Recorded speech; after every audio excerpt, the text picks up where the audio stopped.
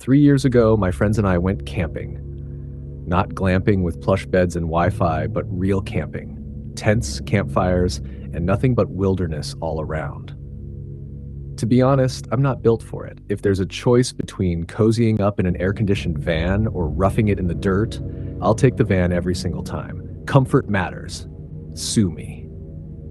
Jake, though, is one of those hardcore survivalist types. Every trip with him becomes this weird test of grit. Most of our past campouts were in state parks, but he always had to let me know that they were too tame for his taste. If we didn't have to plan around the glamper, he'd mutter, loud enough for me to hear. That's probably why I agreed to this particular trip. Normally, I'd laugh off the idea of hiking into the middle of nowhere just to pitch a tent, but I was tired of his passive-aggressive crap. I figured if I toughed it out just once, maybe he'd finally drop it. Jake picked the location, some lake tucked away on his family's property. When we arrived, I asked where exactly we were heading. He just smirked. Relax, Maddie. The trail's marked. Even you can't mess this up. Chris and Luke, the other guys in our group, were already joking about s'mores and swimming. For a moment, I let myself ease into it. Jake pulled out a compass and said we'd hike north until we hit the red triangle markers, his family's trail system. Once we found those, we'd be close. Around 7:30, we spotted the first red triangle. Sun was dropping fast. No signal. My shoulders ached from the pack. Luke was dragging behind, gasping for air. Funny, Luke's probably less outdoorsy than me, but Jake never gave him any grief. Jake, I called. He turned around, irritated as usual. Can we stop for a sec? I need to pee. I didn't mention Luke looked like he was about to collapse. Jake rolled his eyes and waved us off. Don't wander. I want camp set before dark. I dropped my gear and stepped off the trail. The woods were dead quiet, no birds, no bugs, nothing, just silence. I finished up and zipped up, but then, snap. A branch broke behind me. I froze, spun around. Nothing. I started walking back, heart thumping. Then came the sound of leaves crunching, footsteps. I stopped, so did they. My skin prickled. I picked up my pace. The steps got louder, faster. I broke into a jog, bolting back onto the trail, twisting around. No one there. Not a single leaf stirred. Matt, let's go! Chris called, snapping me out of it. I grabbed my pack and hurried after him. You guys hear anything weird? I asked. They looked at each other. Hear what? Luke asked.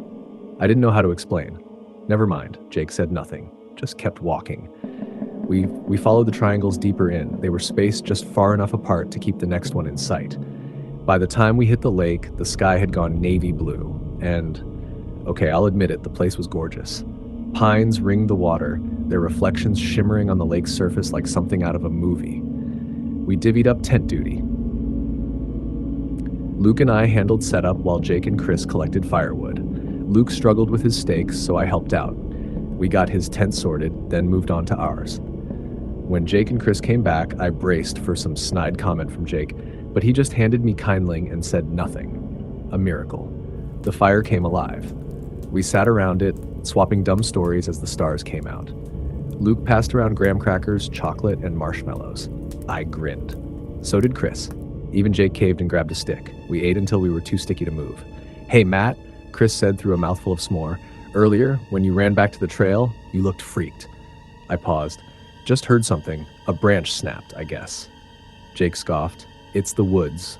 Stuff breaks. Yeah, I said, brushing it off. No biggie. They didn't push. Eventually, we all turned in. That night, nothing weird. Just crickets and a cool breeze. In the morning, Jake woke us yelling that we were wasting prime fishing time. We spent the morning at the lake. Fish weren't biting, but no one cared. We cooked eggs over Jake's cooler and swam in the sun. Luke dunked me. I choked on lake water. Everyone laughed. That's when we saw it. Trash. Everywhere. Wrappers, paper, granola crumbs. Jake's cooler looked untouched, but the meat, gone. Luke's tent was slashed down the side, ripped wide open, even though the zipper was still shut. Bear? I offered, though my gut twisted even saying it. Jake frowned. That cooler was locked. Maybe it got forced open?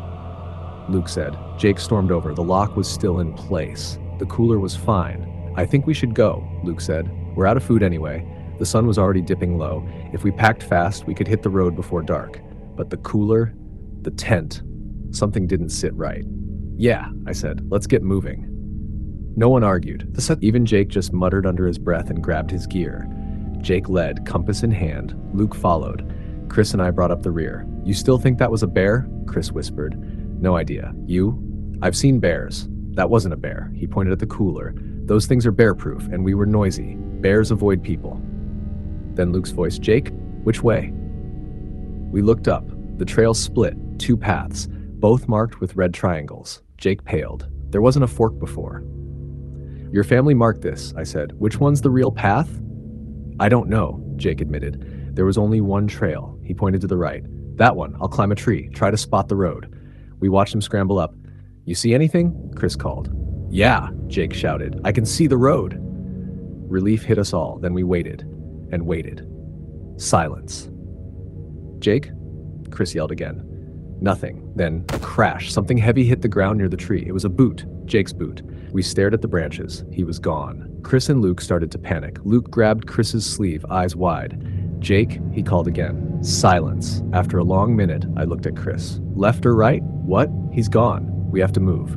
Chris nodded slowly. I'll check the right. You take left. I took a few steps. Stopped. The red triangle was wet, fresh, and the smell metallic, coppery. Blood. I ran back. This isn't the trail. What? That paint. It's not paint. It's blood. They froze. Chris looked like he wanted to accuse me of pulling a prank. You think I'd do this with Jake? Really? No one answered. I ran back to the earlier markers, touched them, all wet. What do we do now? Chris asked quietly. I've got a compass, he said. South is that way. We follow that. We hit the road. I nodded, turned to Luke. He was gone. Panic hit like a punch to the gut. Chris, we go. Now, get to the road. Get help. He hesitated, then nodded. We moved fast. My flashlight barely helped. The trees were thicker. The dark felt heavier, then light. The road, golden in the distance. Chris bolted. I followed. A voice called behind us. Where's the other path go off to? Another part of the lake? Luke's voice. Chris turned. I grabbed him, covered his mouth. The voice came again, identical. Word for word, we ran. Behind us, something massive crashed through the woods. We broke through the tree line. Tires screeched. A car slammed into something behind us. A woman stumbled out of the driver's seat, stunned.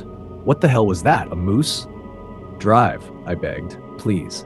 She did. Her name was Eve. She was just passing through. She asked what it was she hit. Moose? Elk? I didn't answer. Just asked her to drop us at the police station. We told them everything. Most of it. They didn't believe. They told us to stay in town. Next morning, we went back to the cars. Every window shattered, tires slashed, trunks torn wide open. Luke's car had a door ripped off and tossed yards away. They never found Jake. Never found Luke. Chris and I still talk occasionally. But something changed. Eve and I, we stayed close. She's next to me as I write this. I don't know why I'm writing this down. Therapy? Closure? All I know is this. I'm never going camping again.